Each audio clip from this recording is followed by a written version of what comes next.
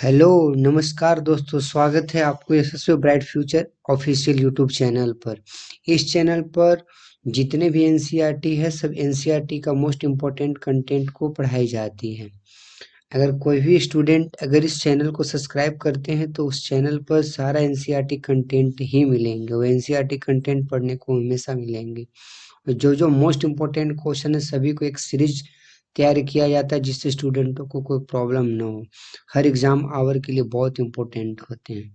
तो चलिए उसी टॉपिक पर आज हम विज्ञान विज्ञान विषय के बायोलॉजी चैप्टर को मैं लेके आया हूँ, जो उससे जिससे जो most important question exam hour में पूछे जाते हैं उससे सीरीज एक तैयार किया गया। उसका पहले मोस्ट इम्पोर्टेंट कंटेंट के बारे में पहले समझेंगे, इसके बाद क्वेश्चन का एक सीरीज लेकर आएंगे जिसमें आप लोग क्वेश्चन को टेकअप कर सकते हैं। तो चलिए मैं आज स्टार्ट करता हूँ मोस्ट इम्पोर्टेंट पॉइंट विज्ञान बायोलॉजी। तो पहले नंबर आता है यहाँ पर कि बायोलॉजी जीव विज्ञान। देखिए यहाँ पर आपको दिया हुआ है बायोलॉजी जीव विज्ञान। तो जीव विज्ञान यहाँ पर बायोलॉजी जीव विज्ञान विज्ञान की वह शाखा जिसके अंतर्गत जीवधारी सजीव का अध्ययन किया जाता है उसे जीव विज्ञान कहा जाता है। देखिए मोस्ट इम्पोर्टेंट कंटेंट बता रहे हैं, सिर्फ लंबा चौड़ा कुछ नहीं, जो भी है सिर्फ और सिर्फ एक बार पढ़िए दिमाग में अट जाएगा। कोई भारी नहीं क्वेश्चन। क्या है बायोलॉजी? बायोलॉजी क्या है? जीव विज्ञान का वह शाखा। मैंने बायोलॉजी जीव मैंने विज्ञान का ही एक शाखा। विज्ञान को 3 भागों में बांटा गया है, फिजिक्स केमिस्ट्री बायोलॉजी। तो वही कहता है कि बायोलॉजी जो है विज्ञान की वह शाखा जिसके अंतर्गत जीवधारी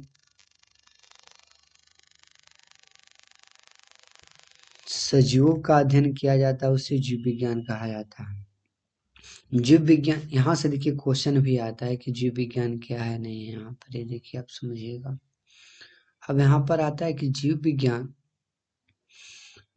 विज्ञान शब्द का प्रयोग सर्वप्रथम किसने किया? तो याद रखिएगा लैमार्क। ये लैमार्क जो है ना मोस्ट इम्पोर्टेंट है, याद रखिएगा लैमार्क। ये क्या है?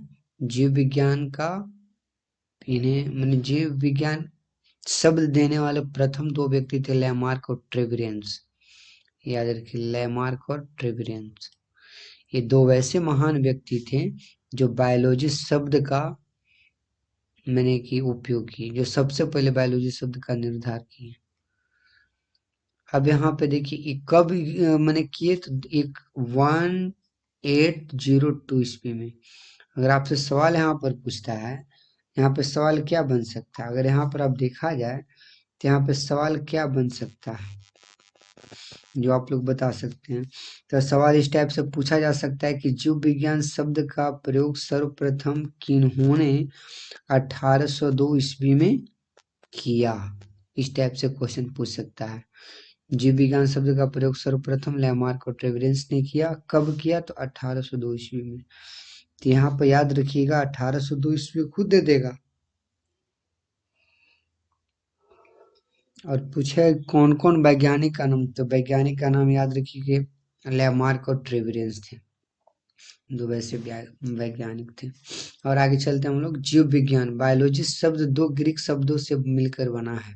बायोस लाइफ जीव विज्ञान तथा लोगोस स्टडी अध्ययन से मिलकर बना, यानी बायोलॉजी 2 शब्दों से मिलकर बना है। कौन कौन शब्द? तो बायोस प्लस लोगोस, ये 2 चीज अगर मिल जाएंगे तो बायोलॉजी का निर्माण होगा। यहाँ से भी क्वेश्चन पूछ दिए करते हैं। आगे चलते हैं हम लोग। अध्ययन की सुविधा हेतु जीव विज्ञान के 2 शाखाओं में बांटा गया है। अब देखिए हम लोग तो जानते हैं कि साइंस को 3 भागों में बांटा गया है, लेकिन यहाँ पर देख रहे हैं हम लोग कि साइंस में एक पार्ट है बायोलॉजी। बायोलॉजी के 2 भागों में बांटा गया है। कौन कौन भाई है? तो जूलॉजी और बॉटनी। जूलॉजी जंतु विज्ञान, इसमें इसके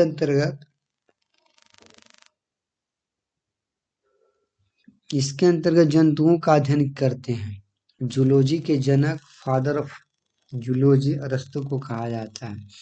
जंतुओं ने अपने पुस्तक जंतु इतिहास में हिस्टोरिया एनालिज्म में जंतुओं की रचना, स्वभाव, वर्गीकरण, जनन आदि का वर्णन किया।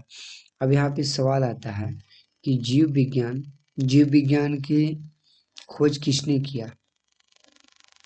जीव विज्ञान किसे कहते हैं, जीव विज्ञान के अंतर्गत क्या आता है, तो याद रखिए बायोलॉजी में एक पार्ट्स है जीव विज्ञान के अंतर्गत आता है जिसको नाम आ जाता है जूलॉजी। नहीं, पहले से ही जूलॉजी है, जूलॉजी तो बाद में नहीं आई है। यानी कि विज्ञान की 3 शाखा, और 3 में देख रहे फिजिक्स केमिस्ट्री बायोलॉजी, बायोलॉजी की 2 शाखा हैं, जूलॉजी और बॉटनी। तो जूलॉजी में क्या है कि इनके अंतर्गत जंतुओं का अध्ययन करते हैं। जूलॉजी के जनक फादर ऑफ जूलॉजी अरस्तु को कहा जाता है।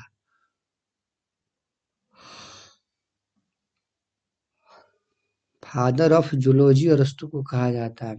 अरस्तु ने अपने पुस्तक जंतु इतिहास हिस्टोरिया एनालिज्म में जंतुओं की रचना, स्वभाव, वर्गीकरण, जनन आदि का वर्णन किया है। ये याद रखिएगा, यहाँ से भी क्वेश्चन पूछ दिए करते हैं कि अरस्तु ने अपनी कौन सी पुस्तक में, यानी अरस्तु ने अपने पुस्तक जंतु इतिहास में जंतुओं की रचना, स्वभाव, वर्गीकरण, जनन आदि का वर्णन किया है। अब हम लोग चलते बोटनी। तो बोटनी में क्या होता है, तो बोटनी में याद रखिएगा कि बोटनी में क्या है कि बोटनी वनस्पति विज्ञान, इसके अंतर्गत पेड़ पौधे का अध्ययन किया जाता है। बोटनी का जनक थियोफ्रेस्टस को कहा जाता है। थियोफ्रेस्टस ने पौधे का वर्णन थियोफ्रेस्टस ने पौधे का वर्णन अपने पुस्तक हिस्टोरिया एनालिज्म में किया है। बॉटनी शब्द की उत्पत्ति ग्रीक भाषा में बॉटनोस शब्द से हुई है।